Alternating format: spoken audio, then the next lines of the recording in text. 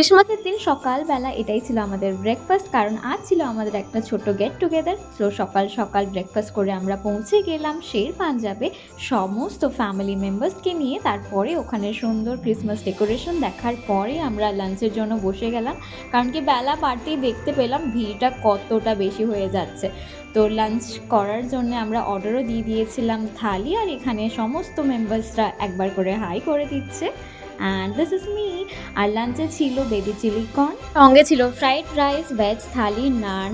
আর যেহেতু দিনটা ছিল বৃহস্পতিবার, তাই সেই দিন আমরা ভেজই প্রেফার করেছিলাম। তারপরে সাইডে কিছু ঘোরার পর ঢুকে পড়লাম হাউস অফ ক্যান্ডিতে। আর ঢোকা মাত্রই সবার হাতে একটা না একটা কিছু টুকটাক করে কেনা স্টার্ট হয়ে গেল। আর ওখান থেকে বেরিয়ে আমরা করতে শুরু করে দিলাম কিছু ভিডিওস আর ফটোশ্যুট। আর অপোজিটে বসেছিল জিতু নিজের ফোনে ব্যস্ত। আর ওখান থেকে বেরিয়ে আমরা দেখলাম কিছু প্যারট অ্যান্ড কিছু ঘোড়া, সঙ্গে ছিল মন্দির ওখানে। আর তারপরে মায়েরা আমাদের থেকে ইন্সপায়ার্ড হয়ে নিজেরাও শুরু করে দিল কিছু নাচ গান। প্রত্যেকটা ফ্যামিলিতে যেমন দু ধরনের মানুষ থাকে, এটা ছিল দু ধরনের মানুষের এক্সাম্পল। তারপরে আমরা ওখানে চা খেয়ে আর রাতে ক্রিসমাস ডেকোরেশনটা আরো বেশি সুন্দর লাগছিল। Thanks for watching.